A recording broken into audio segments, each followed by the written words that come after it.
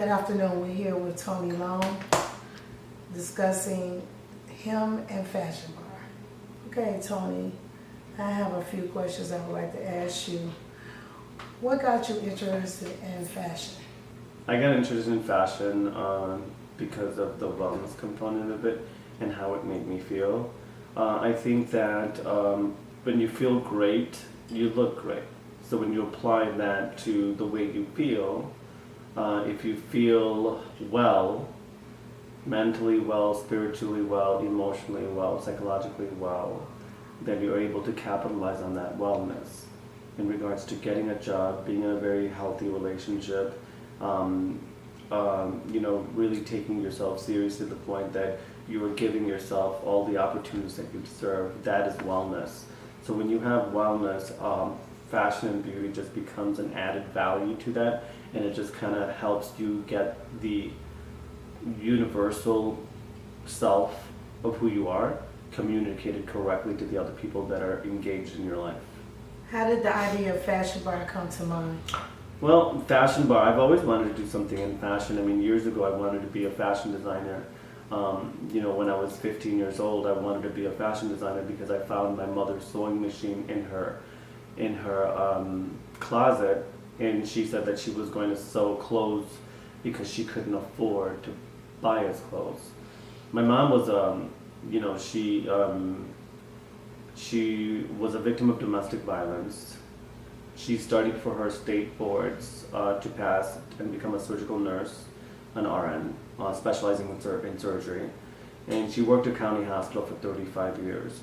So, then she had two jobs, and she was studying to be a nurse in the 70s and early 80s. And so I found this sewing machine in her closet, and when she said that she was making clothes for us because we couldn't afford it, I thought it was kind of funny because she had no time. So I played around with the sewing machine for probably about 2-3 years, and after playing around with the sewing machine, I realized that I could probably do something with the sewing machine. And so when I was about 16 years old, my mother had asked me, you're going to be going to college, and if you're going to be going to college, what are you going to be studying? And I said, well, I kind of want to mess around with the sewing machine. Then she told me that, Tony, if you do anything related to the sewing machine, that would be considered fashion. If you do something related to fashion, you would have to leave me and Chicago and go to New York. I said, well, why? And then she said, because Chicago does not have an industry. So then she had asked me, what is it that you'd want to do if it wasn't for fashion? And then I said, well, I always did business. I mean, I enjoyed business. When I was 11 years old, I used to work at the Buyers Flea Market at Cicerone Division. And for every balloon I sold, I got 50 cents. So I sold about 300 balloons in the weekend, and I made probably about $125 to $150 every weekend at 11 years old. So I was always in the mindset to make money. And then she said, well, if you like business, then why don't you study business? And so I studied marketing and management. My last course out of graduation was entrepreneurship studies. I needed 3 credits to graduate. The class was 5 credits. I took the class, and I worked for some really, really good companies for 18 years. And sure enough, well, not sure enough, but 6.5 years ago, my mom was diagnosed with Alzheimer's. And so with Alzheimer's, there comes memory loss and dementia and things like that. And so I had taken care of my mother for about 8 to 9 months while we were trying to figure out what her next steps are going to be. I retired her out of Cook County Hospital from her surgical job, and then she was staying with me for 8 to 9 months. And in that process, she was freaked out. She was emotionally in distress. She was unaware and uncertain of the future. She was a single mom at this point in time because she had divorced my dad, who was physically abusive, being a victim of domestic violence. And I took care of her for, like I said, 8 to 9 months. And while taking care of her, she had a traumatic moment in the guest bedroom when she was staying here with me. She started crying randomly at 2:30 in the morning. And I went into the bedroom at 2:30 in the morning to find out what was happening to her. And she basically said that she was scared, she was alone, and she didn't know what her future held for her. And I told her, I said, Mom, I've always been here for you. I've always been a part of your life. didn't pursue my love for fashion because of the fact that I knew she was going to be by herself, right?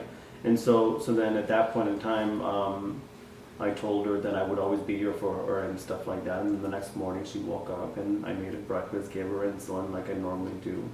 And then I asked her, I said, do you remember last night and about having the episode? And then she's like, yeah, I remember. And I said, are you okay? And then she's like, yeah, I'm totally fine. And then she had told me that she mentioned to me here, and right at this counter, she looked at me when she was having breakfast and she said, you know, your brother has 3 kids and your sister has 2 kids. And I said, yeah, they're my nieces and nephews. I know who they are. What are you trying to say? And then she said, well, you have a child, Tony. And I said, no, Mom, I don't have a child. Never been married, never been in relationships longer than 9 months. Don't have a child. Or 8 months rather. And then she's like, well, Tony, I'm your child. If I needed any help at this point in time from someone that can help me, it's you.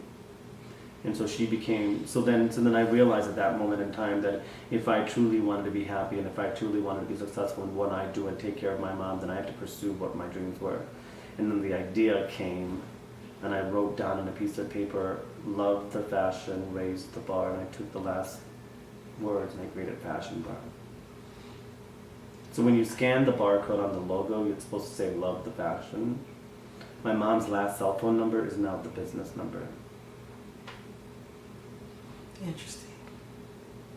Very interesting. Moving right along to the next question. What advice would you give to an up-and-coming fashion designer or consultant? I think for a fashion designer, the most important advice I would give them is value. I think a lot of people, what they don't understand is that there is a sense of value. And I think a designer specifically spends $30 to $40 to $50 to $80,000 on their education, and they've got this creative sense. They have an understanding of how to actually create clothes and create patterns and choose fabric and things like that. But one of the great things that I feel like fashion designers do not know is understanding their self-value. Self-value is basically very simple for anything really, anything that you invest your time into it. Self-value is equated to what you expect to make when you're done with your achievements. You know, and I specifically look at a designer and I say, when they tell me they made a dress or they made a suit, and I ask them the most simplest questions. How much was the material? $50. How much is the suit? $300. So that's $250 for labor. How many hours did you work on the suit? 35 hours. Well, you multiply and do the math, and that probably doesn't come out to a reasonably hourly labor cost. Sometimes it's below standards. So they don't understand that, and so I think the business financials is exactly what a designer needs to get understand, so they know what their value is. So if a person was a fashion consultant, like possibly in business, do you have any words for them besides? Well, if you're in a fashion consultant on the business side of it, then you need to understand the entrepreneurship side of how to start a business.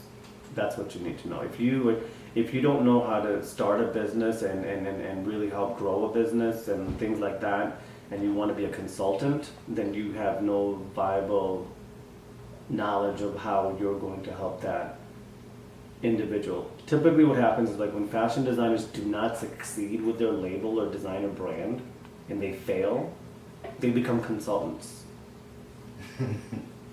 So you're going to tell me that as a consultant your business failed and you're going to help other businesses fail? I mean, I'm not a designer. I'm not going to be someone to do design work. I'm a business owner and I know what a business is, and I've worked in corporations to understand that concept of business, right? And so if a designer doesn't have the proper knowledge, or if a consultant doesn't have the proper knowledge, then it's going to be a struggle. It's not like they won't succeed, they will succeed, but it'll take longer to achieve the goals that they have if they don't collaborate with people with the same energy. Okay, what are your plans in 2018 for Fashion Bar? The goal for Fashion Bar is to catapult the city. That's the goal. So Fashion Bar will succeed when the city gets known.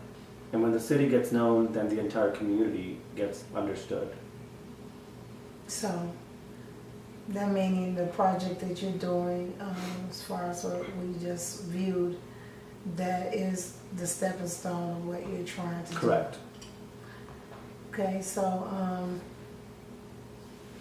is there any up and coming things in 2017 that we need to know that we should be putting up besides the project that you're saying that you're doing? Is there anything else? The project that we're working on is going to be citywide and statewide, so that will happen in 2019, 2020, but for next year, it's just basically building up to that. So we're moving forward and getting that taken care of. But for next year, be aware of like the new talent that's coming out, because we do web development, we do logo creation, we do consulting. Our consulting work is related to starting up a business, from the legal stuff to web development to branding to marketing to PR, and then we also focus in manufacturing distribution.